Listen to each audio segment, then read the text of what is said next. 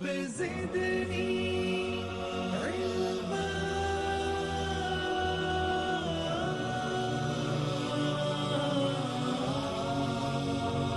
رب زدني علما.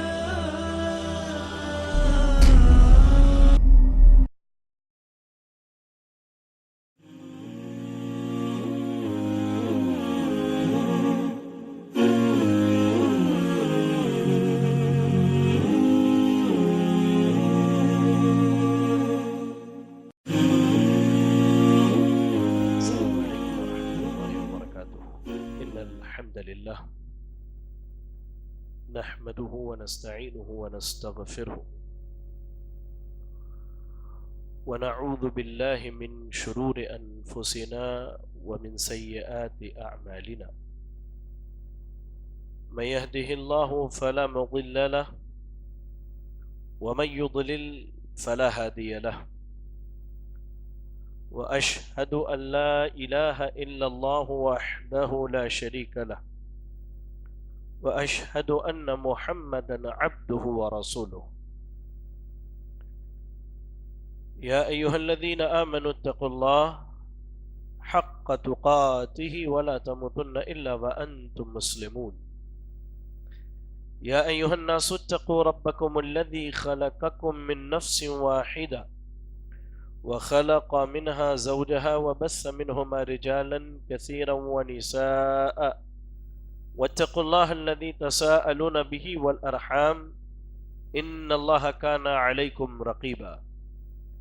يا أيها الذين آمنوا اتقوا الله وقولوا قولا سديدا يصلح لكم أعمالكم ويغفر لكم ذنوبكم ومن يطع الله ورسوله فقد فاز فوزا عظيما. أما بعد فإن أصدق الحديث كتاب الله وأحسن الهدي هدي محمد صلى الله عليه وسلم وشر الأمور محدثاتها وكل محدثة بدعة وكل بدعة ضلالة وكل ضلالة في النار. أعوذ بالله من الشيطان الرجيم. بسم الله الرحمن الرحيم. إنا نحن نزلنا الذكر وإنا له لحافظون. رب اشرح لي صدري ويسر لي أمري واحلل عقدة من لساني يفقهوا قولي واحلل عقدة من لساني يفقهوا قولي. اللهم لا حول ولا قوة إلا بك. تمام قسم کی تعریفات، ہر طرح کی حمد و ثنا، ہر قسم کی بڑائی، بزرگی، کبریائی اس اللہ وحدہ لا شریک کے لیے ہیں، جو اللہ تعالی ہم سب کا خالق و مالک، ہم سب کا رازق و پالنہار ہے، جو اللہ رب العالمین اپنی ذات، اپنے اسماء و صفات اور اپنی عبادات میں یکتا، اکیلا اور تنہا ہے۔ درود و سلام اللہ رب العالمین کے بھیجے ہوئے تمام نبیوں اور رسولوں پر، جنہیں اللہ تعالی نے دنیا والوں کی رشد و ہدایت کے لیے اس کائنات کے اندر مبعوث فرمایا۔ بے پناہ انگنت لا تعداد درود و سلام ہم سب کے امام، امام اعظم، امام کائنات، امام الانبیاء جناب محمد الرسول اللہ صلی اللہ علیہ وسلم پر، جنہیں اللہ تعالی نے ہادی عالم اور رہبر کائنات بنا کے مبعوث فرمایا۔ اللہم صلی علی محمد وعلی آل محمد کما صلیت علی ابراہیم وعلی آل ابراہیم انک حمید مجید۔ اللہم بارک علی محمد وعلی آل محمد کما بارکت علی ابراہیم وعلی آل ابراہیم انک حمید مجید۔ لائق صد احترام بزرگ حضرات، نوجوان ساتھیوں، پردہ نشین خواتین اسلام اور میرے عزیز بچوں، یہ اللہ رب العالمین کا فضل ہے، یہ اللہ تعالیٰ کا احسان ہے کہ اللہ تعالیٰ مجھ طالب علم کو بار بار یہ موقع دیتا ہے کہ آپ سے روبرو ہو کر اللہ کے دین کی کچھ باتیں آپ کے سامنے رکھ پاؤں۔ میں اللہ تعالیٰ سے دعا کرتا ہوں کہ اللہ تعالیٰ مجھے حق کہنے کی توفیق عطا فرمائے اور ہم سب کو حق سن کر اس پر عمل کرنے کی توفیق عطا فرمائے، آمین۔ آج کے درس کے عنوان کے تعلق سے آپ سب نے ہمارے عزیزم حافظ منہاج حفظہ اللہ سے سنا کہ عنوان ہے کیا قرآن کی طرح سنت بھی محفوظ ہے؟ ایک بنیادی بات یاد رکھیں کہ اس عنوان کو میں نے کیوں اختیار کیا ہے. ابھی اگر ہم دیکھیں تو ہمارے شہر حیدرآباد میں جہاں روزانہ نت نئے فتنے سر اٹھاتے ہیں، ان میں آج ایک بڑا فتنہ انکار حدیث ہے. لوگوں نے سنت کی اہمیت کو نہ سمجھتے ہوئے سنت کا انکار کرنا شروع کیا اور یہ ببانگ دہل اعلان کیا کہ ہمارے لیے صرف قرآن کافی ہے. حالانکہ ان کا یہ اعلان، ان کا یہ دعویٰ خود قرآن کے روح سے باطل ہے، غلط ہے. جو لوگ حدیث کا انکار کرنے والے ہیں وہ حدیث پر کئی قسم کے اعتراضات پیش کرتے ہیں. ان میں دو بنیادی اعتراض ہیں. پہلا اعتراض، کیا جس طرح اللہ نے قرآن کی حفاظت کی ذمہ داری لی ہے، ہر قسم کی تبدیلی سے، ہر قسم کے بدلاؤ سے، اس کے ضیاع اور نقصان سے، ویسے ہی اللہ نے سنت کی بھی حفاظت لی ہے؟ یہ ان کا پہلا اعتراض ہوتا ہے. اور دوسرا اعتراض یہ ہوتا ہے کہ سنت تو اللہ کے رسول صلی اللہ علیہ وسلم کے بہت بعد میں لکھی گئی ہے، تو پھر ہم اس کو کیسے معتبر مان لیں؟ تو اللہ نے اگر توفیق دی تو انشاءاللہ آج ان دونوں اعتراضات کا ہم مختصر سا جواب سنیں گے. پہلا اعتراض کہ کیا سنت محفوظ ہے قرآن کی طرح؟ آئیے اس پر ہم تھوڑی روشنی ڈالتے ہیں. ہاں، سنت محفوظ ہے قرآن کی طرح. اس کے کئی اسباب ہیں، کئی وجوہات ہیں. اگر ہم ان اسباب و وجوہات کو جان لیں تو شاید ہمارا سینہ جو ہے کشادہ ہو جائے اس مسئلے پر کہ واقعی سنت بھی قرآن کی طرح محفوظ ہے. ان اسباب میں سب سے پہلا سبب، اگر ہم سورۃ الحجر کی تلاوت کریں تو آیت نمبر 9، سورۃ الحجر کی آیت نمبر 9 میں اللہ رب العالمین نے کہا انا نحن نزلنا الذکر وانا له لحافظون، کہ ہم نے ہی اس ذکر کو نازل کیا ہے اور ہم ہی اس کی حفاظت کرنے والے ہیں. تو سب سے پہلا سبب کہ سنت محفوظ ہے، اللہ نے ذکر کی حفاظت کی ذمہ داری لی ہے. اور ذکر کیا ہے، اس کے بارے میں امام ابن حزم رحمہ اللہ کا بڑا مشہور قول ہے. آپ کہتے ہیں کہ ذکر در حقیقت ان تمام شریعت کی باتوں اور احکامات کا نام ہے جو اللہ کے رسول پر نازل کیا گیا. یاد رکھیے گا، ذکر کیا، اللہ نے کس چیز کی حفاظت کی ذمہ داری لی ہے؟ ذکر کی. اور ذکر کیا ہے؟ امام ابن حزم رحمہ اللہ کہتے ہیں کہ اللہ تعالی نے مکمل جو شریعت نازل کی ہے قرآن اور سنت کی صورت میں اللہ کے رسول صلی اللہ علیہ وسلم پر، وہ در حقیقت ذکر ہے. آگے آپ کہتے ہیں کہ وحی کی دو قسمیں ہیں. آگے کہتے ہیں امام ابن حزم رحمہ اللہ، وحی کی دو قسمیں ہیں.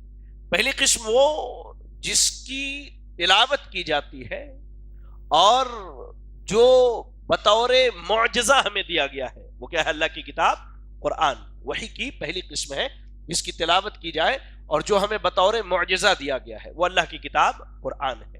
اچھا، وحی کی دوسری قسم آپ کہتے ہیں کہ وحی کی دوسری قسم وہ ہے جس کی تلاوت نہیں کی جاتی، جو بطور معجزہ نہیں دیا جاتا لیکن اسے پڑھا جاتا ہے، اس پر عمل کیا جاتا ہے، وہ سنت ہے. اس کے بعد کہتے ہیں کہ وحی بلا خلاف در حقیقت ذکر ہے. اللہ نے کہا نا کہ میں نے ذکر کو نازل کیا، میں اس کی حفاظت کروں گا. امام ابن حزم رحمہ اللہ کہتے ہیں کہ وحی جو ہے اس میں کسی کا اختلاف نہیں ہے، کسی کا اختلاف نہیں کہ وحی ذکر ہے. اب ذکر اگر قرآن محفوظ ہے تو ویسے ہی ذکر کی صورت میں سنتیں بھی محفوظ ہیں، اور اللہ تعالیٰ نے اس کو ہر قسم کی ضیاع اور بربادی سے محفوظ رکھا. آگے آئیے، مزید امام ابن حزم رحمہ اللہ آگے کہتے ہیں کہ یہ بات صحیح ہے کہ اللہ کے رسول صلی اللہ علیہ وسلم کی جتنی بھی باتیں ہیں وہ سب اللہ کی طرف سے نازل کردہ وحی ہے، اور اس میں کوئی شک نہیں، نہ اہل لغت کا نہ اہل شریعت کا، اس میں کوئی اختلاف نہیں کہ اللہ نے جو وحی نازل کیا وہی در حقیقت ذکر ہے۔ جب ذکر مکمل محفوظ ہے تو قرآن بھی محفوظ ہے اور سنت بھی محفوظ ہے۔ اس کے بعد انہوں نے یہی آیت کریمہ پیش کی، اِنَّا نَحْنُ نَزَّلْنَا الذِّكْرَ وَإِنَّا لَهُ لَحَافِظُونَ، کہ اگر کوئی یہ ہے کہ کہے کہ قرآن ذکر سے مراد صرف قرآن ہے تو پھر وہ آدمی اپنی بات میں سچا نہیں ہے، یا تو وہ آدمی سچا ہے یا اللہ تعالی سچا ہے۔ کیوں؟ اگر ہم ذکر سے صرف قرآن مراد لیں تو اس کے لیے ہمیں کوئی دلیل چاہیے جو یہ بتلائے کہ ذکر سے مراد صرف قرآن ہے، وحی میں سنت نہیں ہے۔ آگے وہ کہتے ہیں اِنَّا نَحْنُ نَزَّلْنَا الذِّكْرَ وَإِنَّا لَهُ لَحَافِظُونَ، ہم نے ذکر کو نازل کیا، ہم اس کی حفاظت کرنے والے ہیں۔ اب اگر کوئی کہے کہ صرف قرآن مراد ہے تو یہ کہتا ہے کہ اللہ نے نعوذ باللہ جھوٹ بولا، اللہ تعالیٰ جھوٹا وعدہ کرتا ہے، یہ کسی مسلمان کا قول نہیں ہو سکتا۔ تو اللہ نے ذکر کی حفاظت کی ذمہ داری لی ہے، اور ذکر سے مراد وحی ہے، اور وحی میں دونوں چیزیں ثابت ہے، قرآن اور سنت۔ سب کو سمجھ میں آئی بات؟ ایسے دیکھیے، اللہ نے ذکر کی حفاظت کی ذمہ داری لی۔ ذکر کسے کہتے ہیں؟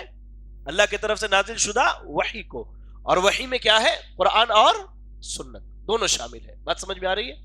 جی، تھوڑا قریب میرے سامنے آ جائے، آپ لوگ میرے سامنے آ جائے، ادھر سے آ جائے، ادھر سے بھی سامنے آ جائے۔ چلے، اب اگر کوئی یہ کہے کہ ذکر سے مراد صرف قرآن مجید ہے تو اس کو اپنی بات پر دلیل دینی ہوگی، اپنی بات کو ثابت کرنے کے لیے دلیل دینی ہوگی۔ سورۃ البقرہ کی آیت نمبر 111 میں اللہ نے کہا قُلْ هَاتُوا بُرْهَانَكُمْ إِن كُنتُمْ صَادِقِينَ، اگر تم سچے ہو تو دلیل لے کر کے آؤ۔ تو ذکر کو صرف قرآن کے ساتھ خاص کرنا، اس کی کوئی دلیل نہیں۔ ذکر سے مراد وحی ہے، اور قرآن اور سنت دونوں وحی ہے، اس میں کسی کا اختلاف نہیں ہے۔ چلیے، یہ پہلا سبب تھا کہ سنت محفوظ ہے قرآن کی طرح۔ دوسرا سبب، قرآن مکمل اس وقت تک محفوظ نہیں ہو سکتا جب تک سنت کی حفاظت نہ ہو۔ بعض لوگ ایک اشکال پیش کرتے ہیں، ابھی پچھلے دنوں کی بات ہے، ہمارے مسجد عباد الرحمن کے امام حافظ اسلم صاحب، اللہ تعالیٰ شیخ محترم کو سلامت رکھے، بیٹھے تھے ہم مسجد میں، انہوں نے ایک بندے کا اعتراض مجھے دکھایا، منکرین حدیث میں سے۔ وہ کہتا ہے کہ کیا قرآن محتاج ہے سنت کا؟ یہ اتنی جرأت کہاں سے یہ لاتے ہیں اللہ اور اس کے رسول پر اس طرح کی باتیں کرنے کی؟ کہاں سے لے کر کے آتے ہیں؟ تو یاد رکھیں، قرآن کی مکمل حفاظت اسی وقت ہو سکتی ہے جب سنت کی حفاظت ہو، ورنہ قرآن مکمل محفوظ نہیں رہ سکتا۔ آئیے اس کی تفصیل دیکھتے ہیں۔ قرآن کریم یہ حرف اور معنی دونوں اللہ کی طرف سے ہے، یاد رکھیے گا۔ قرآن کریم کے جو حروف ہیں، الفاظ ہیں، جیسے الف لام میم ذالک الکتاب، ہم جو پڑھتے ہیں نا، تو یہ لفظ اور اس لفظ کا معنی دونوں اللہ کی طرف سے ہے، اور اللہ نے قرآن کی معنی کا بیان کرنے والا نبی صلی اللہ علیہ وسلم کو بنایا ہے۔ قرآن مجید پڑھیے آپ، سورۃ النحل کی آیت نمبر 44 کی تلاوت کیجیے۔ اللہ نے کہا وَأَنزَلْنَا إِلَيْكَ الذِّكْرَ لِتُبَيِّنَ لِلنَّاسِ مَا نُزِّلَ إِلَيْهِمْ، اے نبی ہم نے آپ کی طرف یہ ذکر یعنی یہ شرعیت، یہ قرآن اس لیے نازل کیا ہے تاکہ آپ لوگوں کو یہ بتلا دیں اللہ نے ان کی طرف کس چیز کو نازل کیا ہے۔ یا اللہ، تو ذکر کا، شریعت کا بیان کرنے والا کون ہے؟ محمد صلی اللہ علیہ وسلم۔ تو اب قرآن مجید کے الفاظ اور معانی دونوں اللہ کی طرف سے ہیں۔ الفاظ اللہ نے بیان کیے، لیکن اس کے معنی کو بیان کرنے والا اللہ نے کس کو بنایا؟ محمد صلی اللہ علیہ وسلم کو۔ اچھا، اب اگر کوئی یہ کہے کہ بھائی ہم الفاظ لے لیں گے معنی نہیں لیں گے، کیا وہ قرآن پر عمل کرے گا؟ جی، قرآن پر عمل کرے گا؟ نہیں کر سکتا، وہ جھوٹا ہے اپنے دعوے میں۔ اس لیے قرآن یہ اللہ کی طرف سے نازل شدہ کتاب ہے، اس کا لفظ اور معنی دونوں اللہ کی طرف سے۔ الفاظ اللہ نے بیان کیے، لیکن اس کے معنی کو بیان کرنے والا محمد صلی اللہ علیہ وسلم کو بنایا۔ اسی لیے اللہ نے کہا کہ ہم نے آپ کی طرف اس ذکر کو نازل کیا تاکہ آپ لوگوں کو بیان کر کے بتلا دیں ان کی طرف اللہ نے کیا نازل کیا۔ اور اس سے پہلے کے درس میں فتنہ مقام سنت اور فتنہ انکار حدیث میں نے کچھ مثالیں دی تھی، اس میں سے ایک آدھ مثال دے دیتا ہوں۔ جیسے نماز میں صلاۃ کا ذکر ہے، لفظ صلاۃ، قرآن میں زکوٰۃ کا ذکر ہے، قرآن میں حج کا ذکر ہے، قرآن میں صوم کا ذکر ہے، نماز، زکوٰۃ، حج اور ایسے ہی روزہ، لیکن اللہ نے الفاظ بیان کیے، لیکن اس کی شرح قرآن مجید میں کہیں بھی نہیں ملتی۔ آپ کو نماز کتنی وقت پڑھنا ہے، کیسے پڑھنا ہے، کس کے پیچھے پڑھنا ہے، یا تنہا پڑھنا ہے، جماعت سے پڑھنی ہے آپ کو نماز، ایسے ہی زکوٰۃ کا مسئلہ، حج کا مسئلہ، حج مکے میں ہی جا کے کرنا ہے یا کہیں بھی حج کر لیے تو ہو جاتا، یہ ساری چیزیں کس نے بیان کی؟ محمد رسول اللہ صلی اللہ علیہ وسلم نے۔ تو قرآن کی مکمل حفاظت کے لیے سنت کی حفاظت بہت ضروری ہے۔ اچھا، اور آگے آئیے، تیسرا سبب، اللہ نے تمام اہل ایمان کو یہ حکم دیا ہے کہ اپنے تمام تر معاملات میں اپنے لیے آئیڈیل کس کو بنائیں؟ محمد رسول اللہ صلی اللہ علیہ وسلم کو۔ آپ کو مطلق اللہ نے آئیڈیل بنانے کا حکم دیا۔ مطلق یعنی آپ نے جو بھی باتیں کہیں، جو بھی آپ نے کام کیا، آپ کے سامنے کیا گیا، آپ نے منع نہیں کیا، ان تمام باتوں میں ہم سب کو جناب محمد رسول اللہ صلی اللہ علیہ وسلم کی اتباع کرنی ہے، آپ کو فالو کرنا ہے، آپ کو اپنا آئیڈیل اور نمونہ بنانا ہے۔ قرآن مجید کی تلاوت کیجیے، سورۃ الاحزاب آیت نمبر 21 میں اللہ تعالیٰ نے کہا لَقَدْ كَانَ لَكُمْ فِي رَسُولِ اللَّهِ أُسْوَةٌ حَسَنَةٌ، تحقیق کہ تم سب کے لیے اللہ کے رسول صلی اللہ علیہ وسلم کی حیات طیبہ میں بہترین اسوہ اور نمونہ ہے۔ سوال یہ ہے کہ اگر کوئی یہ کہے کہ نہیں صرف قرآن پر عمل کر لیں کافی ہے، تو اللہ کے رسول صلی اللہ علیہ وسلم کی سیرت پر کیسے عمل کی جائے گی؟ آپ کا اخلاق قرآن ہے، ام المومنین عائشہ صدیقہ رضی اللہ عنہ کہتی ہے، لیکن آپ کیسے چلتے تھے، کیسے بیٹھتے تھے، کس ہاتھ سے کھاتے تھے، آپ صلی اللہ علیہ وسلم کے سونے کا طریقہ کیا تھا، سوتے وقت کون سی دعا پڑھ، یہ سارے معاملات میں ہمیں اللہ کے نبی کو اپنا اسوہ اور آئیڈیل بنانا ہے۔ اب اگر کوئی یہ کہے کہ صرف قرآن کو ہی ماننا ہے، پھر یہ ساری چیزیں آپ کہاں سے لے کر کے آئیں گے؟ یعنی انسان بائیں ہاتھ سے بھی کھا سکتا ہے، انسان ٹوائلٹ جانے کے بعد پانی طہارت کا استعمال بھی نہ کرے، نماز بھی چھوڑ، ساری چیزوں کو چھوڑ دیجئے پھر آپ۔ تو اللہ نے ہمیں اور آپ کو مطلق یہ حکم دیا ہے کہ ہم اللہ کے نبی صلی اللہ علیہ وسلم کو اپنے لیے آئیڈیل اور نمونہ بنائیں۔ تو آپ کو جو آئیڈیل اور نمونہ بنانا ہے، جب تک آپ کی سنتیں محفوظ نہیں ہوں گی، ہم آپ کو اپنا آئیڈیل اور نمونہ نہیں بنا سکتے ہیں۔ لوگوں کو علم ہی نہیں ہوگا کہ آپ صلی اللہ علیہ وسلم کیسے چلتے تھے۔ اب صحابہ اکرام رضی اللہ عنہم کو کتنا شوق تھا سنت پر عمل کا۔ عبداللہ ابن عمر رضی اللہ تعالیٰ عنہ کے تعلق سے بڑا مشہور واقعہ ہے، آپ راستے میں جاتے تو آپ کو اگر یہ بتلایا جاتا کہ اللہ کے نبی صلی اللہ علیہ وسلم فلاں جگہ بیٹھے تھے، آپ کو حاجت اور ضرورت نہیں ہوتی، پھر بھی جا کر کے وہاں بیٹھتے تھے۔ اگر وہ سنت محفوظ نہیں ہوتی، لوگوں نے یاد نہیں کیا ہوتا، تو عبداللہ ابن عمر رضی اللہ تعالیٰ عنہ کو بتاتے کیسے، اور بتاتے نہیں تو وہ عمل کیسے کرتے؟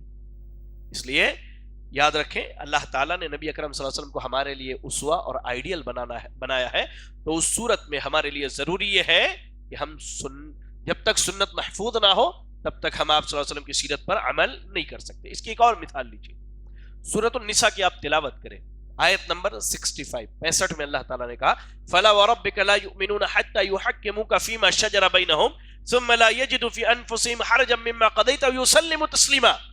کہ آدمی اس وقت تک ایمان والا ہو ہی نہیں سکتا جب تک آپس کے اختلاف میں نبی صلی اللہ علیہ وسلم کے فیصلے کو قبول نہ کر لے۔ اور قبول کیسے کرے؟ ثم لا يجد في انفسهم حرجا مما قضيت، اللہ نے جو فیصلہ اللہ کے نبی نے جو فیصلہ کر دیا اس کو کھلے دل سے مانے، دل میں کسی قسم کی کوئی تنگی محسوس نہ کرے، اور اپنے آپ کو مکمل اس فیصلے کے آگے سرنڈر کر دے۔ اگر سنت محفوظ نہ ہو تو کوئی مجھے بتلائے کہ اللہ کے نبی نے طلاق کا فیصلہ کیسے کیا ہے؟ جی، اللہ کے نبی نے طلاق کے معاملے میں فیصلہ کیسے کیا ہے؟ اچھا، کوئی مجھے یہ بتلائے کہ جو مال غنیمت اللہ کے نبی کے پاس آیا کرتا تھا، آپ اسے کیسے لوگوں میں تقسیم کیا کرتے تھے؟ یہ ساری چیزیں ہیں میرے بھائی جو یہ بتلاتی ہیں کہ الحمدللہ سنت محفوظ ہے، اور سنت اگر محفوظ نہ ہو تو نبی اکرم صلی اللہ علیہ وسلم کی سیرت پر عمل نہیں کیا جا سکتا۔ اچھا، چوتھی وجہ، بڑی بہترین وجہ ہے، اللہ نے وحی اور رسالت کے سلسلے کو اس امت پر ختم کر دیا۔ اب نہ اللہ کی طرف سے وحی آئے گی اور نہ کوئی نبی اور رسول آئے گا۔ تو یہ لازم ہے اس بات کے لیے، رسالت اور وحی کا ختم ہو جانا اس بات کے لیے لازم ہے کہ سنت کو محفوظ کر لیا جائے، کیونکہ یہ دین قیامت تک کے لوگوں کے لیے دین ہے۔ یہ دین کس کے لیے ہے؟ قیامت تک کے لوگوں کے لیے. اچھا میں آپ کو بتلاؤں، ایک مثال دیتا ہوں. ہم سے پہلے جو قومیں تھیں بنی اسرائیل، تو بنی اسرائیل میں کیا ہوتا تھا؟ عموماً پچھلی قوموں میں نبی جو ہے ایک خاص قوم کے لیے بھیجا جاتا تھا، ایک خاص قوم کے لیے. ان کی قوم عام طور سے جھٹلا دیتی تھی، اللہ انہیں ہلاک کر دیتا تھا، جیسے قوم عاد، قوم سمود، قارون، فرعون، ان کا مسئلہ ہے. ٹھیک ہے. اچھا اگر وہ قوم ایمان لے آتی، اللہ تعالیٰ اس کے بعد پھر ایک اور نبی کو بھیجتا تھا. وہ نبی، اس نبی کے فوت ہونے کے بعد اللہ تعالیٰ دوسرے نبی کو بھیجتا تھا. جیسے بنی اسرائیل میں نبیوں کی ابتدا موسیٰ علیہ السلام سے ہوتی ہے اور نبیوں کا اختتام کہاں ہوتا ہے؟ عیسیٰ علیہ السلام. ان دونوں کے درمیان بے شمار انبیاء ہیں جس کا علم اللہ رب العالمین کے علاوہ کسی کو نہیں. اب مسئلہ یہ ہے کہ ہماری یہ امت جو ہے یہ ایک امت ہے، آخری امت ہے، اس کے بعد کوئی امت آنے والی نہیں. اب اگر سنتوں کو محفوظ نہ کیا جائے تو پھر یہ امت کس چیز پر عمل کرے گی؟ یہ امت کس چیز پر عمل کرے گی؟ اللہ اکبر، اللہ اکبر.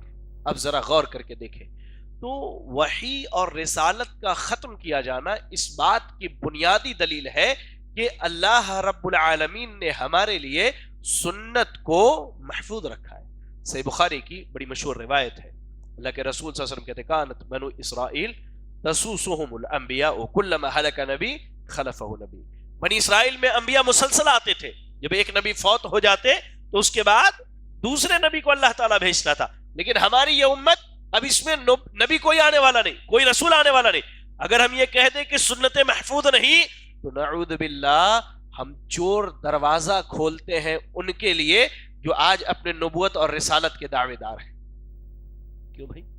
نبی کی جب سیرت محفوظ رہی، نبی کی جب سنتیں محفوظ نہیں تو آپ عمل کس پر کریں گے؟ بعد والا جو آئے گا وہ بتلائے گا آپ کو، بعد والا جو آئے گا وہ بتلائے گا. اس طرح ہم چور دروازہ کھولتے ہیں کہ کوئی قادیان سے اٹھ کر کے نبوت کا دعویٰ کرے، کوئی کہیں سے اٹھ کر کے اپنے نبوت کا دعویٰ کرے. تو یاد رکھیں کہ سنت محفوظ ہے اس طور پر کہ اللہ تعالیٰ نے نبوت اور رسالت اور وحی کے سلسلے کو منقطع کر کے سنت کی حفاظت کا بڑا بہترین کام کیا اللہ تعالیٰ. اچھا اور آگے آئیے، پانچویں وجہ کہ سنت محفوظ ہے.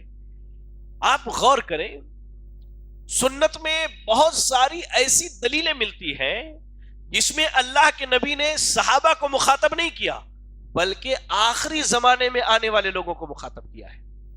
بہت ساری ایسی دلیلیں ملتی، جیسے اللہ کے نبی نے کہا کہ جب دنیا میں اسلام کم ہو جائے تو تم اس وقت سنت کو لازم پکڑنا. صحابہ کی موجودگی میں اسلام تو پوری دنیا میں پھیل رہا تھا، یہ بھی تو اسلام پھلدار درخت بن رہا تھا. یہ کب ہوگا؟ قیامت کے قریب. آپ نے اہل قسطنطنیہ جو قسطنطنیہ کی لڑائی لڑے ان کے لیے آپ نے مغفرت کی دعا کی. ایسے ہی مسیح الدجال کا اللہ کے نبی نے ذکر کیا، آپ نے فتنوں کا ذکر کیا.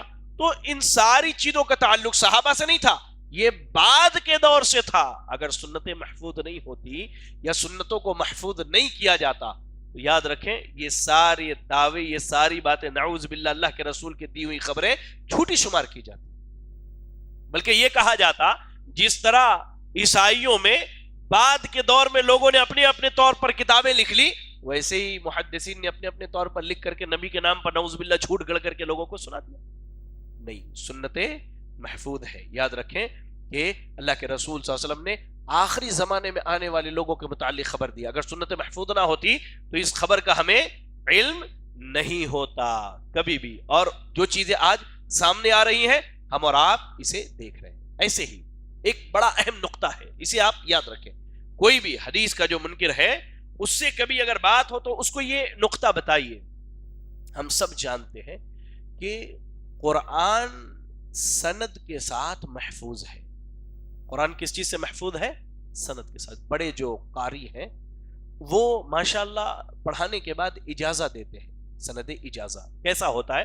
جیسے میں نے سنا، مجھ سے انہوں نے سنا، ان سے انہوں نے، ان سے انہوں نے، ان سے انہوں نے، ان سے انہوں نے، انہوں نے تابعی، تبع تابعی سے، انہوں نے تابعی سے، انہوں نے صحابی سے، انہوں نے اللہ کے رسول سے سنا. یہ قرآن ایسے آیا ہے، متواتر ہم تک آیا، بالکل سند کے ساتھ آیا ہے. اچھا، حدیثیں بھی تو سند کے ساتھ آئی ہیں. آپ قرآن کو مانتے ہیں کہ محفوظ ہے، وہ سند کے ساتھ ہے، حدیثیں بھی صحیح سند کے ساتھ آئی ہے، اس کو کیوں نہیں مانتے کہ یہ بھی محفوظ ہے؟ جبکہ اللہ تعالیٰ قرآن مجید کے اندر سورۃ النساء کی آیت نمبر 78 میں فرماتا ہے قل کل من عند اللہ، کہہ دیجئے یہ مکمل وحی اللہ کی طرف سے، اب وحی وہ قرآن ہو یا سنت ہو، فما لهؤلاء القوم لا يكادون يفقهون حدیثا، ان لوگوں کو کیا ہو گیا ہے یہ کتاب و سنت کو سمجھتے ہی نہیں ہے۔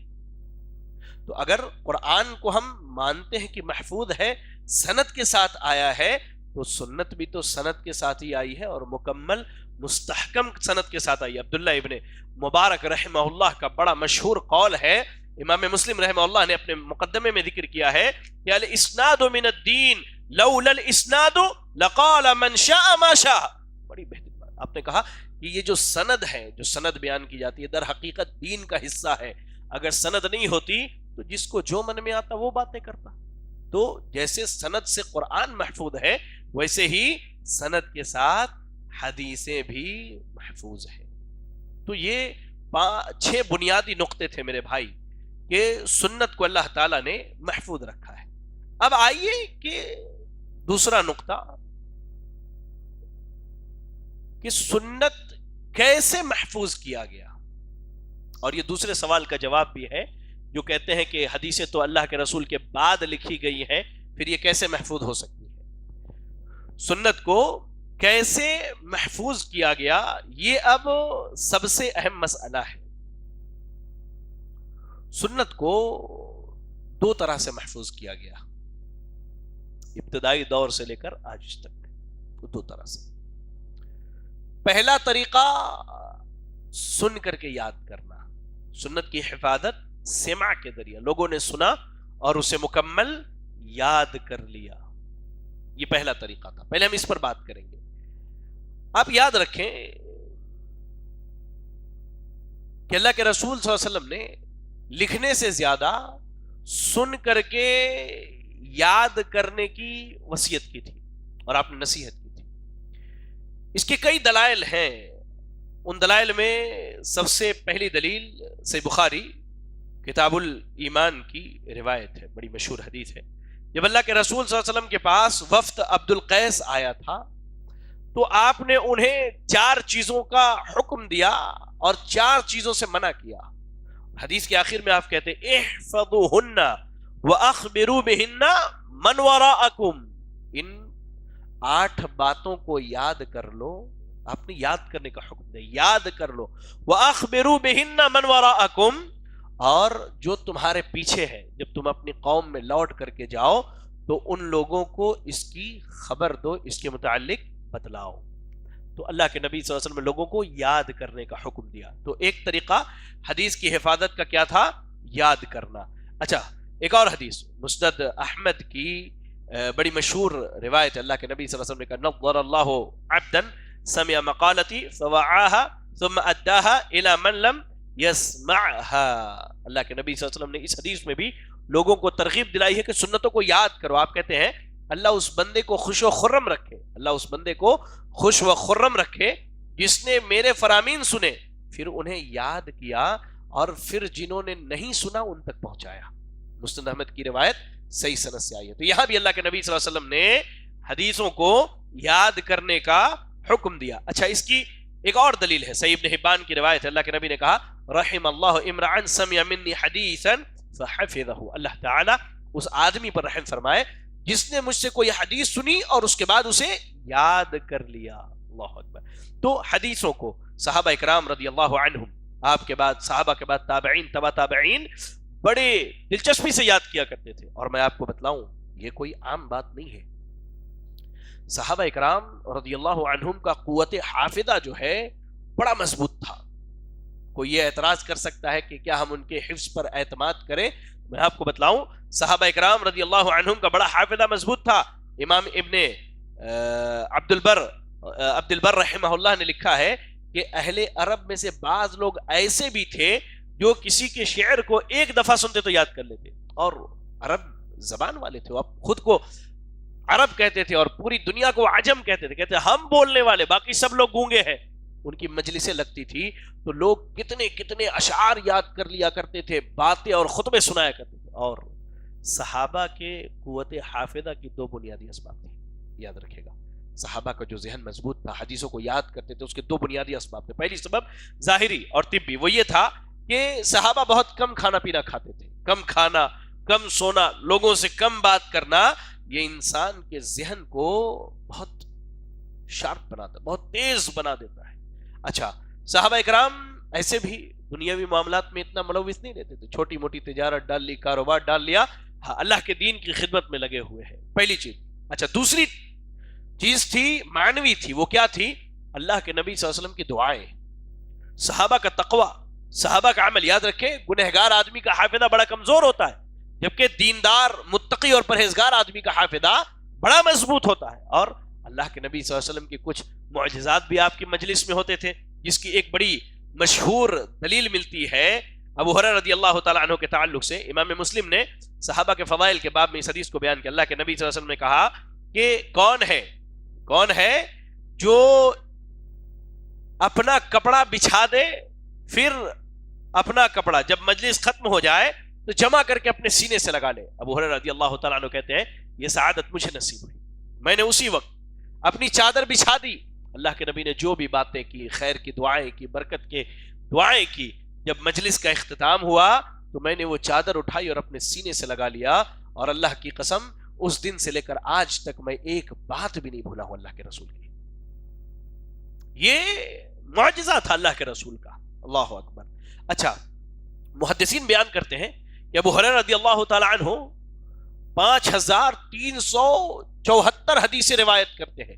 اور امام بخاری رحمہ اللہ نے، اللہ رحم فرمائے امام بخاری پر، انہوں نے ابو ہریرہ رضی اللہ تعالی عنہ کی کثرتی روایت کو دیکھ کر ان کے شان کو بیان کرتے ہوئے کہا یحفظ ما لا یحفظون. ابو ہریرہ رضی اللہ تعالیٰ عنہ ایسی ایسی حدیثیں بھی یاد کرتے تھے جو دوسرے صحابہ یاد نہیں کر پاتے تھے. اور خود ابو ہریرہ رضی اللہ تعالیٰ عنہ کہتے ہیں حفظت من رسول اللہ صلی اللہ علیہ وسلم وعائنی فاما احدهما فبسسته، کہ میں نے اللہ کے رسول صلی اللہ علیہ وسلم سے دو طرح کی باتیں یاد کی. کہتے ہیں کہ میں نے اللہ کے رسول صلی اللہ علیہ وسلم سے دو قسم کے علم حفظ کیا، اس میں سے ایک میں نے لوگوں میں پھیلا دیا ہے. یعنی حدیثیں میں نے جو یاد کی تھی اللہ کے رسول صلی اللہ علیہ وسلم سے وہ میں نے پھیلا دی. ہاں، باقی صحابہ اپنی طاقت اور استطاعت کے مطابق حدیثیں حفظ کرتے تھے. خواتین میں ام المومنین عائشہ صدیقہ رضی اللہ عنہا، اللہ تعالیٰ رحم فرمائے، آپ نے کتنی حدیثیں یاد کی، لوگوں نے آ کر کے آپ سے سنی. اچھا، ایسے ہی قوت حافظہ کی بات کریں تو اب آتے ہیں تابعین اور ائمہ محدثین کی طرف.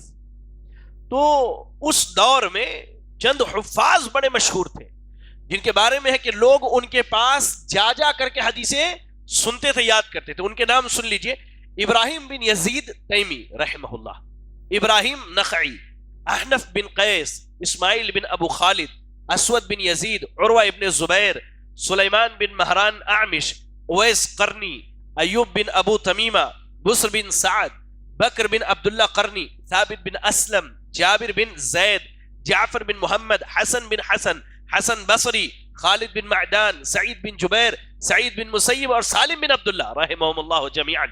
یہ تمام وہ ہیں جو سب سے مشہور تھے اس دور میں حدیثوں کو یاد کرنے میں. صرف سنا صحابہ سے اور یاد کر لیا الحمدللہ، اور لوگوں تک اس کو پہنچایا. اس کے علاوہ بھی بے شمار کم عمر تابعین بھی تھے جنہوں نے حدیثوں کے حفظ کا اہتمام کیا تھا. ان میں سب سے مشہور امام ابن شہاب زہری رحمہ اللہ ہے. امام ذہبی رحمہ اللہ ان کے حافظے کے متعلق ایک واقعہ بیان کرتے ہیں، سننے کے لائق ہے، سننے کے لائق ہے میرے بھائی. اس دور میں خلیفہ جو تھا ہشام بن عبد الملک تھا. اس نے امام ابن شہاب زہری رحمہ اللہ کے قوت حافظہ کا امتحان لینا چاہا. ذرا غور سے یہ واقعہ سنو، کتنا دلچسپ واقعہ. ہشام بن عبد الملک نے امام زہری کے پاس اپنے ایک قاصد کو بھیجا اور کہا کہ امام زہری سے کہو کہ میرے بیٹے کے لیے کچھ حدیثیں لکھ دیں جو وہ اسے یاد کر لے. امام زہری نے 400 حدیثیں لکھی. کتنی حدیثیں؟ 400 حدیثیں لکھ دی. اللہ اکبر. لائی گئی حدیث کی کتاب دے دیا گیا. کچھ دنوں کے بعد امام زہری کی جب ملاقات ہشام بن عبد الملک سے ہوتی ہے تو ہشام بن عبد الملک جو بادشاہ خلیفہ کہتا ہے کہ امام صاحب آپ نے جو 400 حدیثیں لکھ کر کے دی تھی میرے بیٹے کو، پتہ نہیں وہ مسودہ کہاں گم ہو گیا جس پہ آپ نے لکھا، اگر ممکن ہو تو دوبارہ میرے بیٹے کے لیے لکھ دیں۔ امام ابن شہاب زہری رحمہ اللہ نے ایک آدمی کو اسی وقت بلایا اور 400 حدیثیں لکھوائیں۔ جب آپ چلے گئے تو ہشام بن عبد الملک وہ پرانا مسودہ منگاتا ہے اور انہوں نے جو نئی حدیثیں لکھوائی ہیں ان دونوں کو سامنے رکھ کے ایک ایک صفحہ پلٹ کر کے دیکھتا ہے، اور وہ یہ کہنے پر مجبور ہو جاتا ہے کہ امام زہری نے جو پہلے 400 حدیثیں لکھائی تھی، آج بھی جب میں نے لکھنے کو کہا تو وہی 400 حدیثیں لکھوائی ہے اور ایک نقطے کا بھی فرق نہیں آیا ہے۔ یہ تھا قوت حافظہ، اللہ اکبر۔ ایسے ہی قوت حافظہ تبع تابعین میں، اچھا تبع تابعین کا دور جو ہے 180 ہجری سے لے کر 300 ہجری تک ہے، تبع تابعین ہے، اس میں بعد محدثین بھی ہے، تو اس دور میں بھی بڑے بڑے حفاظ حدیث تھے جن کو حدیثیں بہت ساری یاد تھی۔ اس دور میں حدیثوں کے حفظ کرنے میں جو لوگ مشہور تھے، یعنی 180 ہجری سے لے کر 300 ہجری تک، اس میں سب سے مشہور اللہ رحم فرمائے امام محمد بن اسماعیل البخاری، امام بخاری رحمہ اللہ۔ ایسے ہی امام اسحاق، امام مالک، حماد بن سلمہ، سفیان ثوری، امام اوزاعی، عبداللہ بن مبارک، سفیان بن عوینہ، لیث بن سعد، شعبہ بن حجاج، محمد بن حسن الشیبانی، امام احمد بن حنبل، اسحاق بن راہوی، ابن ابی شیبہ، امام محمد بن ادریس الشافعی، امام مسلم، امام ابو داود، امام ترمذی، امام نسائی، امام ابن ماجہ اور امام الدارمی رحمہم اللہ، یہ سب بڑے مشہور تھے اس دور کے، جو حدیثوں کو یاد کرنے میں بڑے ماہر تھے، اللہ اکبر۔ اور یہ تمام ائمہ جنہوں نے حدیث حفظ کی تھی، بعد میں انہوں نے کتابیں بھی تالیف کی حدیث کی، حدیثوں کو جمع کر کے اپنی کتابوں میں لکھا۔ ان میں سفیان ثوری رحمہ اللہ کو 30,000 حدیثیں یاد تھی، امام شعبہ کو 10,000 حدیثیں یاد تھی، امام یزید بن ہارون کو 24,000 اور امام اسحاق بن راہوی کو 1,00,000 حدیثیں یاد تھی۔ ان کا حافظہ تھا، اللہ رب العالمین کو اس دین کی حفاظت کرنی تھی تو اللہ نے ان کو ایسی قوت دی۔ امام شافعی رحمہ اللہ علیہ اپنے متعلق کہتے ہیں کہ میں جب 10 سال کی عمر میں تھا تو میں نے موطا امام مالک مکمل حفظ کر لیا تھا۔ ہم لوگوں کو ہمارے شیخ عبد الرحمن سلفی بیٹھے ہیں، فضیلت میں پڑھائی جاتی ہے شیخ وہ کتاب، جب ہماری عمر جو ہے تقریباً 15-20 سال کی ہو جاتی ہے یا اس سے زیادہ، جامع سلفیہ میں فضیلت میں پڑھائی جاتی ہے موطا امام مالک سال اول میں، جبکہ امام شافعی رحمہ اللہ کہتے ہیں کہ میں نے 10 سال کی عمر میں موطا امام مالک مکمل حفظ کر لیا تھا۔ تو وہ سنتے تھے اور سننے کے بعد جو ہے اس کو یاد کر لیا کرتے تھے، اللہ اکبر۔ تو ہم سب کو اس سے نصیحت حاصل کرنی چاہیے، خود بھی حدیثوں کو پڑھے، سنے، یاد کرے۔ یہ دور ہمارے یہاں ختم ہو گیا، مجھے یاد ہے میں کشن گنج میں پڑھ رہا تھا اس وقت، اللہ تعالیٰ رحم فرمائے، تو شیخ عبد المتین سلفی رحمہ اللہ پر ان کا کافی بہترین ادارہ ہے جامعۃ الامام بخاری، وہاں پر بسا اوقات عرب علماء آتے پڑھانے کے لیے۔ مجھے یاد ہے اس وقت کافی چھوٹا تھا میں، 3 علماء آئے تھے پڑھانے کے لیے، ایک عبداللہ السقعوب اور ایک یوسف العقل اور ایک تھے احمد السقعوب، معذرت عبداللہ العیاد، یوسف العقل اور احمد السقعوب۔ تو اس میں جو شیخ احمد السقعوب تھے ان کی کئی کتابیں عربی زبان میں ہیں، اللہ کی کرم سے ان کو سیاہ ستہ مکمل یاد تھی، حدیث کی جو 6 مشہور کتابیں سیاہ ستہ مکمل یاد تھی، اللہ کی قسم کہتا ہوں مکمل یاد تھی انہیں۔ آج بھی آپ مدینہ منورہ چلے جائیں، مکے میں چلے جائیں اور الگ الگ ممالک میں چلے جائیں، جن کو شوق ہے حدیثوں کا، جو پڑھتے ہیں پڑھاتے ہیں، ائمہ ایسے بھی ہیں جنہوں نے حدیث کی کتنی کتنی کتابیں یاد کر کے رکھی، اللہ اکبر۔ تو آج ضرورت ہے اس چیز کی۔ آج جو لوگوں کے اعتراضات حدیثوں پر آ رہے ہیں، ہماری بے توجہی کی وجہ سے آ رہے ہیں میرے بھائیوں۔ ہم نہ پڑھتے ہیں، نہ پڑھاتے ہیں، نہ سنتے ہیں، نہ سناتے ہیں، وہی گھسی پیٹی باتیں، وہی رٹی رٹائی چیزیں ہم لوگوں کو بتا نہیں۔ یاد کرنے کی ضرورت ہے، حدیثوں کو سننے کی ضرورت ہے۔ اچھا، حدیث کی حفاظت کا تو ایک طریقہ کیا تھا؟ صحابہ، تابعین، تبع تابعین، ائمہ دین، محدثین سن کر کے یاد کر لیتے تھے۔ اچھا، دوسرا طریقہ لکھنے کا تھا، یہ اہم مسئلہ ہے۔ بعض لوگوں نے یہ اعتراض اٹھایا کہ حدیثیں اللہ کے نبی کے دور میں نہیں لکھی گئی۔ آئیے لکھنے کے تعلق سے پہلے میں صحیح بخاری کی 4 حدیثیں آپ کو سنا دوں۔ 4 حدیثیں کتاب العلم میں امام بخاری رحمہ اللہ نے ایک حدیث حضرت علی رضی اللہ تعالی عنہ سے روایت کی ہے، جس میں حضرت علی رضی اللہ تعالی عنہ سے پوچھا گیا آپ کے پاس کوئی خاص کتاب ہے؟ جیسا کہ شیعوں کا ایک باطل عقیدہ بھی ہے، کہتے ہیں آپ نے فرمایا ہمارے پاس صرف اللہ کی کتاب ہے، اور دوسری وہ سمجھ اور دانائی ہے جو اللہ کی طرف سے ہر مسلمان کو دی جاتی ہے. اچھا اس کے بعد کہتے ہیں تیسری چیز ایک خاص رسالہ ہے جو میرے پاس ہے اور اس کے اندر دیت دینے، دیت مطلب سمجھتے ہیں جی کیا ہے دیت کا مسئلہ؟ کسی نے کسی کو اگر قتل کر دیا تو اس کے بدلے میں دیت دیا جائے. آنکھ پھوڑے تو اس کی دیت کیا ہے، ہاتھ توڑے تو اس کی دیت کیا ہے، منہ توڑ دے تو اس کی دیت کیا ہے. تو وہ کہتے ہیں حضرت علی رضی اللہ تعالیٰ عنہ اس میں دیت کے اور قیدی چھڑانے کے تفصیلی احکام ہے. اس میں یہ حکم بھی ہے کہ کسی کافر کے بدلے کسی مسلمان کو قتل نہیں کیا جائے گا. اب آئیے نقطے کی بات کرتا ہوں. پہلے حضرت علی نے کہا کہ میرے پاس اللہ کی کتاب ہے جو کافی ہے. اس کے بعد آپ کہتے ہیں ہاں ایک رسالہ ہے جس میں دیت دینے کے احکامات، قرآن میں بھی دیت دینے کا حکام ہے، اس کے باوجود الگ سے رسالے کی کیا ضرورت تھی؟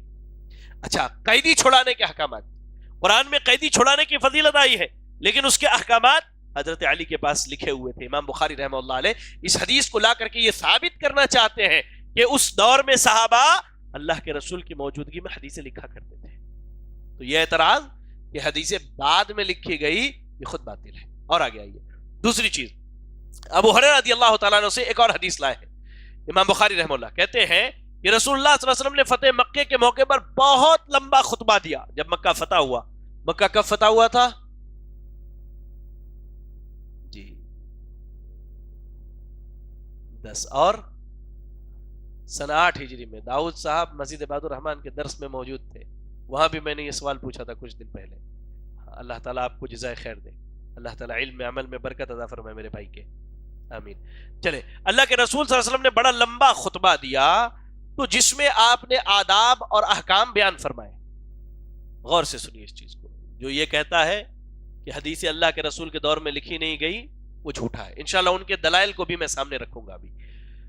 تو ایک آدمی یمن سے آیا تھا، آ کے کہتا ہے، اس کا نام ہے ابو شاہ، کہتا ہے اللہ کے رسول یہ جو باتیں آپ نے کہی ہے صلی اللہ علیہ وسلم وہ باتیں مجھے لکھوا کر کے دیجئے.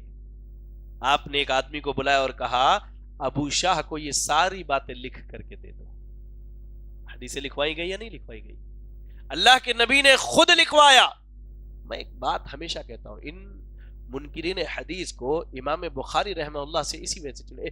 جو اس سے پہلے کا جو درس ہوا تھا وہ اللہ رحم فرمائے جس میں محمد شیخ کو جواب دیا گیا تھا، تو اس کے ویڈیوز میں ایک بندے نے کمنٹ کیا ہے کہ تو امام بخاری کو اپنا نبی سمجھتا ہے. ان کو چڑ ہے. کیوں؟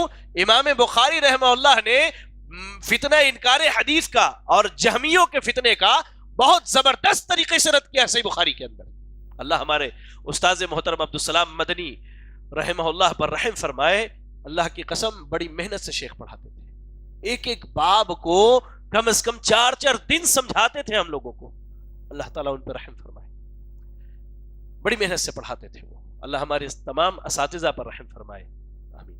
کہتے ہیں کہ اللہ کے نبی صلی اللہ علیہ وسلم نے کہا کہ ابو شاہ کو لکھ کر کے دو. تو حدیث خود اللہ کے نبی صلی اللہ علیہ وسلم نے اپنی باتوں کو لکھوایا ہے. ایسے ہی ابو ہریرہ رضی اللہ تعالیٰ عنہ سے ایک دوسری حدیث مروی ہے.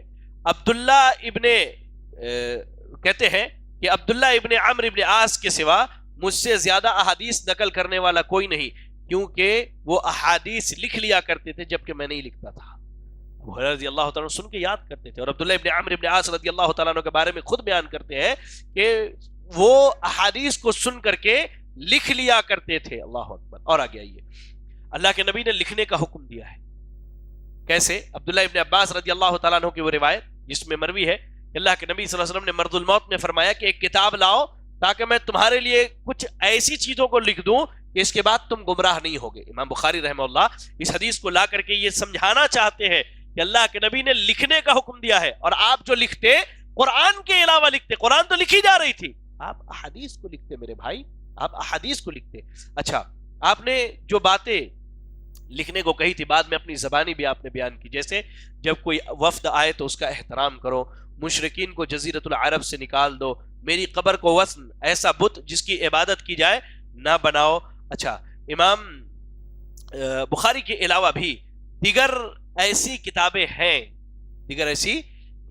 ہیں جن میں احادیث کو لکھنے کا ثبوت ملتا ہے، وہ بھی نبی کی موجودگی میں صحابہ کے دور میں.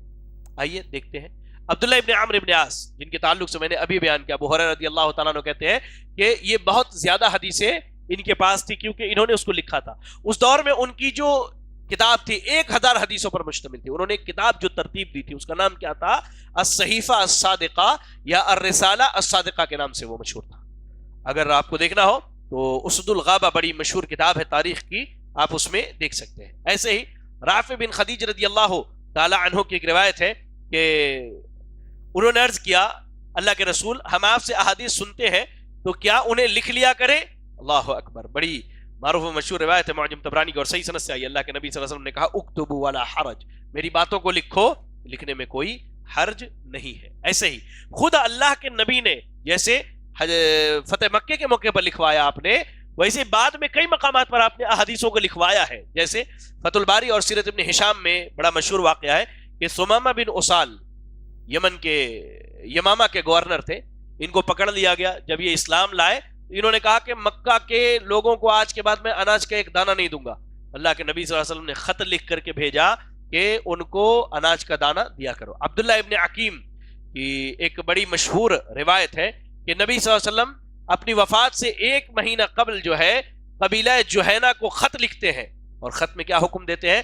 مردار سے نفع حاصل نہ کرو، جو چیز مر جائے اس سے فائدہ نہ اٹھاؤ. تو یہ بھی آپ نے لکھوایا. اچھا، ایسے ہی نبی صلی اللہ علیہ وسلم نے یمن کے شہر جرش کے لوگوں کو کھجور اور کشمش کو اکٹھا بھگونے سے لکھ کر کے منع کیا. آپ نے کہا کہ کشمش اور کھجور ایک ساتھ نہیں بھگانا. یہ احکام قرآن کے اندر آپ کو نہیں ملے گا، لیکن اللہ کے نبی نے حکم دیا، آپ نے لکھوایا، وہاں بھی لکھوانے کا ثبوت ملتا ہے. ایسے ہی امام نسائی نے روایت کی ہے کہ ایسا ہی خط اللہ کے نبی نے اہل ہجر کے نام بھی لکھا تھا. اچھا، جب اللہ کے نبی صلی اللہ علیہ وسلم نے حضرت معاذ کو یمن کا گورنر بنایا اور یہاں مدینے میں حضرت معاذ کے بیٹے فوت ہو گئے تو اللہ کے نبی نے لکھ کر کے تعزیتی پیغام پہنچایا تھا، لکھوا کر کے. تو اللہ کے نبی صلی اللہ علیہ وسلم نے لکھوایا. ایسے ہی حضرت معاذ کے نام آپ نے جو خط لکھا تھا تعزیتی پیغام یا دوسرا کوئی خط، اس میں آپ نے یہ بھی لکھوایا تھا کہ بالغ مرد و عورت اگر اہل ذمہ ہے یعنی یہود و نصارہ میں سے ہیں اور آپ کے ملک میں رہتے ہیں تو جو بالغ مرد اور عورت ہے ان سے 1 دینار لینا.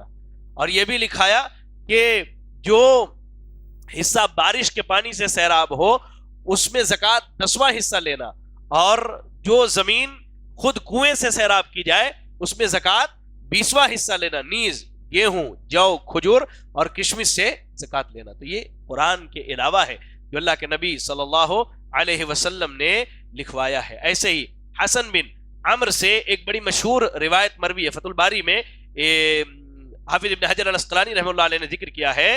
کہتے ہیں حسن بن عمر کہ ایک مرتبہ ابو ہریرہ میرا ہاتھ پکڑ کے اپنے گھر میں لے گئے اور نبی کی حدیثوں کی بہت سی کتابیں دکھائی اور کہا کہ یہ میرے پاس لکھی ہوئی کتابیں ہیں.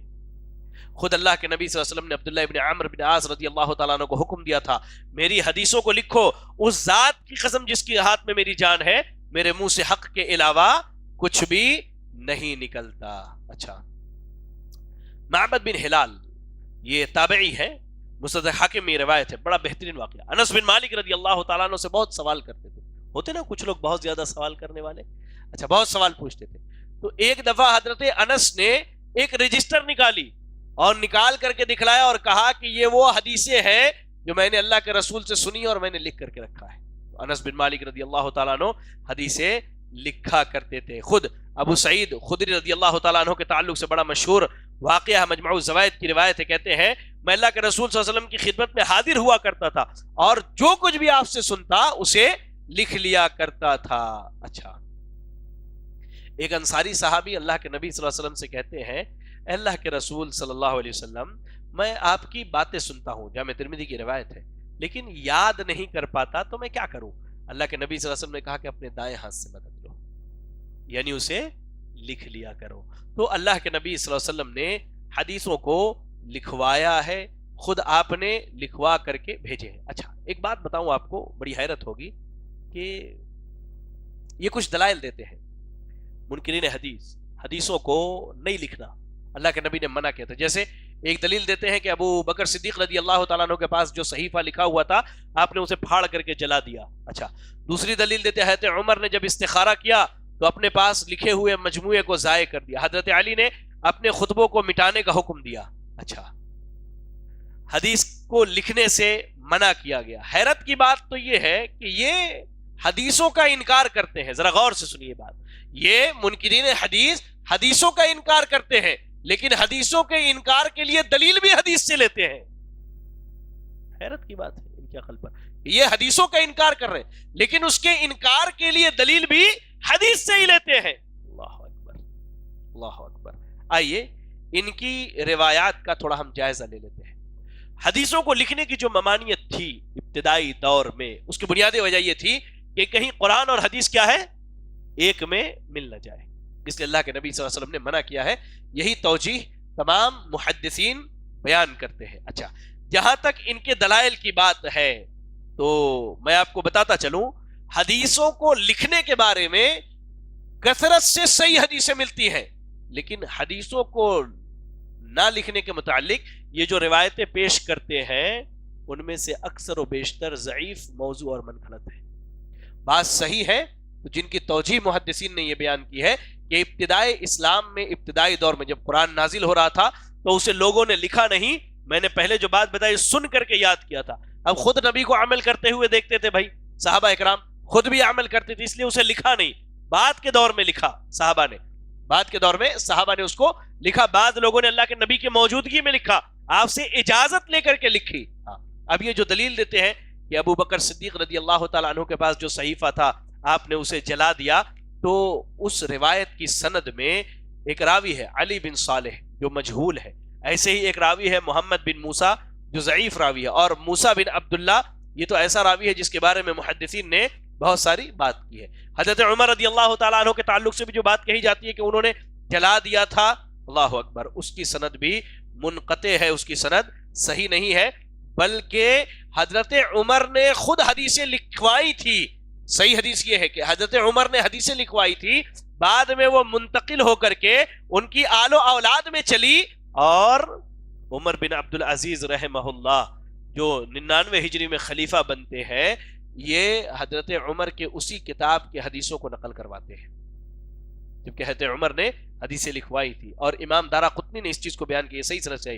حضرت علی رضی اللہ تعالیٰ عنہ کے بارے میں ہے کہ آپ نے جو کہا کہ میری بات، میں نے جو چیزیں بیان کی اس کو مٹا دو میری حدیثوں کو، تو اس میں بھی ایک راوی ہے جابر جعفی جو بہت بڑا کذاب اور جھوٹا ہے. تو اس طرح کی باتیں کرنے والے لوگوں کے پاس کوئی صحیح دلیل نہیں ہے، اور جو صحیح دلیل ہے محدثین نے اس کی توجیہ بیان کی. دیکھیں ایک چیز بتاتا ہوں، یہ منکرین حدیث انہی دلیلوں کو لیتے ہیں جن میں حدیث کے نہ لکھنے کا، نہ جمع کرنے کا ذکر ہے. اس کے برعکس جو صحیح حدیث ہے جس میں لکھنے کا بیان ہے، یہ اس کے بارے میں کوئی بات نہیں کرتے ہیں. تو محدثین نے اس کی توجیہ یہ بیان کی ہے کہ حدیث کو جو ہے نہ لکھنے کی جو بات ہے وہ ابتدائی دور میں اللہ کے نبی صلی اللہ علیہ وسلم نے منع کیا تھا، کہیں وہ قرآن کے ساتھ خلط ملط نہ ہو جائے. جب وہ اشکال ختم ہو گیا تو صحابہ نے خود نبی صلی اللہ علیہ وسلم سے اجازت لے کر کے حدیثوں کو لکھا اور جمع کیا. اچھا، اب آئیے عہد صحابہ میں حدیث کی کتابیں، جیسا کہ میں نے آپ کو بتایا عبداللہ ابن عمرو ابن عاص کی کتاب ہے صحیفہ صادقہ، اور یہ صحیفہ صادقہ، اور ایسے ہی یحییٰ بن یحییٰ نے ابو ہریرہ رضی اللہ تعالی عنہ سے حدیث روایت کی ہے.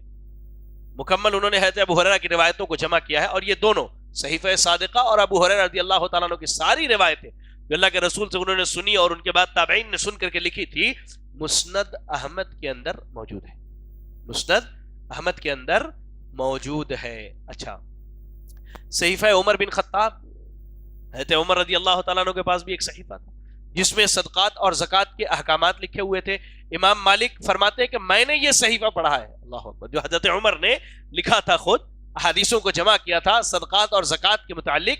امام مالک رحمہ اللہ علیہ فرماتے ہیں کہ میں نے خود یہ صحیفہ پڑھا ہے. اور عمر بن عبدالعزیز جب خلیفہ ہوئے اور جب حدیثوں کو کتابی شکل دی جانے لگی تو یہ صحیفہ انہیں اپنے خاندان والوں سے ملا تھا، انہوں نے اس کو جمع کرایا تھا. صحیفہ عثمان بن عفان رضی اللہ تعالیٰ عنہ، اس میں زکوٰۃ کے احکامات درج تھے، اور اس کے متعلق امام بخاری نے کتاب الجہاد میں واقعہ بیان کیا ہے. اچھا، صحیفہ علی، حضرت علی رضی اللہ تعالیٰ عنہ کے پاس بھی زکوٰۃ، صدقات، دیت، قصاص، حرمت مدینہ، خطبہ حجۃ الوداع اور اسلامی دستور کے نکات درج تھے. یہ صحیفہ حضرت علی کے بیٹے محمد بن حنفیہ کے پاس تھا، پھر امام جعفر کے پاس آیا اور انہوں نے حارث کو لکھ کر کے دیا. اچھا، مسند ابو ہریرہ، اس کے بہت سارے نسخے ہیں، ذرا اس پر غور سے سنیں. جو لوگ ابو ہریرہ رضی اللہ تعالیٰ عنہ پر نعوذ باللہ اعتراض کرتے ہیں، جو اپنی زبان دراز کرتے ہیں، چاہے وہ کوئی رافضی ہو، کوئی شیعہ ہو، یا کوئی انجینئر ہو، کوئی بھی ہو، ان کو پتا ہونا چاہیے کہ ابو ہریرہ رضی اللہ تعالی عنہ کے پاس جو حدیثیں تھی، سب سے زیادہ صحابہ نے اسی نسخے کو لکھا ہے، سب سے زیادہ. اور عمر بن عبدالعزیز کے والد عبدالعزیز بن مروان جب مصر کے والی ہوئے تو ابو ہریرہ کی رضی اللہ تعالی عنہ کا جو صحیفہ تھا وہ ان کے پاس موجود تھا. عبدالعزیز بن مروان نے کثیر بن مرہ کو لکھا تھا کہ آپ کے پاس صحابہ کی جتنی بھی مرویات ہے وہ ہمیں بھیج دے، ابو ہریرہ کی مرویات جو ہے وہ ہمارے پاس پہلے سے موجود ہے. اللہ اکبر. اس کے علاوہ صحیفہ انس بن مالک، خطبہ فتح مکہ جو ابو شاہ کو لکھ کر کے دیا گیا، صحیفہ جابر بن عبداللہ، مرویات عبداللہ ابن عباس، مرویات عائشہ رضی اللہ تعالی عنہ، صحیفہ عمرو بن حزم، جب نبی صلی اللہ علیہ وسلم نے یمن کا گورنر مقرر کیا تو انہیں لکھ کر کے دیا تھا آپ نے. اور اس صحیفے میں فرائض، سنن، صدقات، دیات اور دیگر 21 فرامین نبویہ شامل تھے. اس کے علاوہ رسالہ سمرہ بن جندب رضی اللہ تعالیٰ عنہ، رسالہ سعد بن عبادہ اور صحیفہ عبداللہ ابن مسعود، جس کے بارے میں عبد الرحمن نے حلفن کہا تھا کہ یہ ان کے باپ عبداللہ ابن مسعود نے اپنے ہاتھ سے لکھا ہے. حضرت عبداللہ ابن مسعود کے بیٹے عبد الرحمن نے قسم کھا کے کہا تھا کہ یہ جو کتاب میرے پاس ہے یہ میرے والد نے خود مجھے لکھ کر کے دیا ہے. اللہ اکبر. تدوین حدیث کا دوسرا دور، یہ تو پہلا دور تھا کہ لوگوں نے سنا، لکھا انفرادی طور پر. اب دیکھتے ہیں تدوین حدیث کا جو دوسرا دور آتا ہے وہ کیا ہے. وہ یہ ہے کہ خلفائے اربع عام طور سے اللہ کے رسول کی وفات کے بعد بڑے بڑے فتنے سر اٹھائے، پھر غزوات اور اسلامی حکومت کی توسیع کا مسئلہ تھا تو اس میں مشغول تھے. صحابہ نے فتنوں کے تعاقب میں اس طرف زیادہ دھیان نہیں دیا. ہاں، لوگ انفرادی طور پر حدیثوں کو لکھتے تھے، جمع کرتے تھے. اچھا، خلافت راشدہ کے بعد جب عمر بن عبدالعزیز رحمہ اللہ کا دور آیا، صفر 99 ہجری کی بات ہے، تو آپ نے دین کی حفاظت کے لیے حدیثوں کو جمع کرنے کی طرف توجہ دی. اور آپ نے مدینہ کے حاکم ابو بکر محمد بن عمرو بن حزم کو کے نام خط لکھا کہ عمرہ بنت عبد الرحمن اور قاسم بن محمد دونوں حضرت عائشہ رضی اللہ تعالیٰ عنہ کے شاگرد ہیں. ٹھیک ہے، ان میں سے قاسم جو ہے آپ کے بھتیجے ہیں. کہتے ہیں ان کے پاس احادیث کا ذخیرہ ہے، اسے قلم بند کر لیں. ابو ہریرہ رضی اللہ تعالیٰ عنہ کی مرویات، آپ کی روایت کردہ حدیثیں ہمارے پاس موجود ہیں. اچھا، اس دور میں عمر بن عبدالعزیز رحمہ اللہ نے محدثین کی ایک کمیٹی بنائی جس کے سردار امام ابن شہاب زہری رحمہ اللہ تھے، جن کا قوت حافظہ کی جس کی ہم نے بھی مثال سنی، بہت زبردست حافظہ تھا ان کا. انہوں نے تمام حدیثوں کو جمع کیا. الحمدللہ اللہ نے اس دور میں ایسے لوگوں کو بھی پیدا کیا جو حدیثوں میں غلط بیانی کیا کرتے تھے یا غلط چیزوں کو داخل کرتے تھے. تو اس دور میں لوگوں نے تنقید کرنا شروع کی، جرح و تعدیل کا باب بھی کھولا تاکہ حدیثوں کی حفاظت ہو سکے. ایسے ہی یہ سلسلہ جاری رہا یہاں تک کہ 101 ہجری سے لے کر 190 ہجری تک حدیث کی کئی ساری کتابیں آ گئی سامنے، جیسے موطا امام مالک، بڑا مشہور کتاب ہے یہ، اور آج بھی وہ کتاب الحمدللہ موجود ہے. اچھا، جامع سفیان ثوری، جامع ابن مبارک، جامع امام اوزائی، جامع ابن جریز، کتاب الخراج از امام ابو یوسف، اور کتاب الاثار از امام محمد بن حسن الشیبانی زیادہ مشہور ہے. اچھا، ان میں تین کتابیں آج بھی موجود ہے. پہلی کتاب کون سی؟ موطا امام مالک، جو باضابطہ مدارس میں پڑھائی جاتی ہے. اور ایسے ہی کتاب الاثار جو محمد بن حسن الشیبانی امام ابو حنیفہ رحمہ اللہ کے شاگرد ہیں. اور ایسے ہی امام ابو یوسف کی کتاب الخراج. یہ آج بھی یہ تین کتابیں موجود ہیں الحمدللہ. آج بھی یہ تین کتابیں ہمارے پاس موجود ہیں. اچھا، جب امام مالک نے موطا تیار کر لیا، یعنی عمر بن عبدالعزیز کے کہنے پر، رحمہ اللہ کے کہنے پر، موطا میں حدیثیں جمع کر لی، تو مدینہ کے 70 بڑے بڑے علماء اور فقہا کو پڑھ کر کے انہوں نے سنایا. 70 بڑے بڑے علماء اور فقہا کو پڑھ کے سنایا. 1000 سے زیادہ شاگردوں نے امام مالک سے اس کتاب کو لکھی، اور آج دنیا میں اس کے 16 نسخے اس دور کے لکھے ہوئے باقی ہیں. 16 نسخے آج بھی دنیا میں باقی ہے. اللہ اکبر. جن میں سب سے قابل اعتماد جو نسخہ ہے وہ یحییٰ بن یحییٰ مصمودی کا نسخہ ہے۔ اچھا، ایسے ہی اس دور میں بہت ساری اور بھی کتابیں دوسری صدی ہجری میں سامنے آئی، جیسے مسند ابی ہریرہ، یہ مسند امام احمد بن حنبل میں مکمل موجود ہے، مسند شافعی، مسند البزار، مسند امام موسیٰ کاظم بن جعفر، مسند سفیان وکیع بن جراح، اور مسند امام اوزاعی جو مسند الشامیین کے نام سے مشہور ہے۔ یہ مسانید دوسری صدی کے اختتام تک مرتب ہو چکے تھے۔ اچھا، اب جب تیسری صدی کا دور آیا تب حدیث نے اب ایک فن اختیار کر لیا، ایک سبجیکٹ بن گیا حدیث لوگوں کے لیے، اس پر لوگوں نے کام کرنی شروع کی۔ اس دور میں امام احمد بن حنبل ہے، امام عبداللہ بن موسیٰ ہے، مسدد بصری ہے، اسحاق بن راہوہ ہے، عثمان بن ابی شیبہ ہے، امام محمد بن اسماعیل البخاری ہے، آپ کے شاگرد رشید امام مسلم، امام ابو داؤد، امام ترمذی، امام نسائی، امام دارمی، اور ایسے ہی امام ابن ماجہ وغیرہ۔ اس دور میں سینکڑوں بلکہ ہزاروں تعداد میں چھوٹی بڑی کتابیں حدیث کے لوگوں نے لکھ لی تھی اپنے پاس، جن لوگوں نے ائمہ سے سنا تھا۔ اور پھر اس صدی میں بھی اللہ نے کچھ ایسے لوگوں کو پیدا کیا جو احادیث میں خلط ملط کرنے والے، جھوٹی باتوں کو بیان کرنے والوں کا رد کرنے والے تھے۔ تو ان تمام باتوں کا خلاصہ یہ ہے کہ جس طرح اللہ نے قرآن مجید کی حفاظت کی، ویسے ہی اللہ نے سنت کی بھی حفاظت کی۔ کیوں؟ کیونکہ اللہ نے ذکر کی حفاظت کی ضمانت لی، اور ذکر میں قرآن اور سنت دونوں داخل ہے۔ تو حدیثیں الحمدللہ محفوظ ہیں۔ جن لوگوں نے اس میں خلط ملط کی، اللہ نے ایسے ائمہ کو پیدا کیا جو ائمہ ان کی گرفت کرنے والے، ان کی پکڑ کرنے والے تھے، اور صحیح کو ضعیف سے، جھوٹ کو سچ سے بالکل صاف کر کے لوگوں کے سامنے پیش کیا۔ تو حدیثیں اللہ کے نبی کی موجودگی میں لکھی جاتی تھی، آپ نے خود بھی لکھا، لوگوں سے لکھوایا۔ یہ بہت عام باتیں ہیں جو آپ کے سامنے رکھی گئی۔ اللہ سے دعا ہے کہ اللہ تعالیٰ مجھے، آپ کو اور تمام مسلمانوں کو کہی گئی باتوں پر عمل کرنے کی توفیق عطا فرمائے۔ اللہ تو ہم سب کو حدیثوں کا محافظ بنا دے، اللہ تو ہم سب کو حاملین قرآن میں سے بنا دے، اللہ تو ہم سب کو قرآن کی تلاوت کرنے والا، اس کو پڑھنے والا، اس پر عمل کرنے والا بنا دے۔ اللہ تو ہم سب کو سنتوں سے محبت کرنے والا بنا دے۔ اللہ تو جب تک دنیا میں زندہ رکھ، ہمیں تیرے نبی کے سنتوں کی حفاظت کی توفیق عطا فرما دے۔ اللہ تو ہم سب کو سنتوں کا محافظ بنا دے، اللہ تو ہم سب کو سنتوں کا محافظ بنا دے۔ الہ العالمین، ہم میں جو پریشان حال ہے اللہ تو ان کی پریشانیوں کو دور فرما دے۔ اللہ ہم میں جو بیمار ہے اللہ تو انہیں شفاء کامل عاجل عطا فرما دے۔ اللہ ہم میں جو مقروض ہیں اللہ تو انہیں قرض کی ادائیگی کی توفیق عطا فرما۔ الہ العالمین، تو جب تک دنیا میں زندہ رکھ دین اسلام پر اور خاتمہ ہو تو ایمان و اسلام کی حالت میں ہو۔ آمین وآخر دعوانا ان الحمدللہ رب العالمین۔ جزاکم اللہ خیرا، والسلام علیکم ورحمۃ اللہ وبرکاتہ۔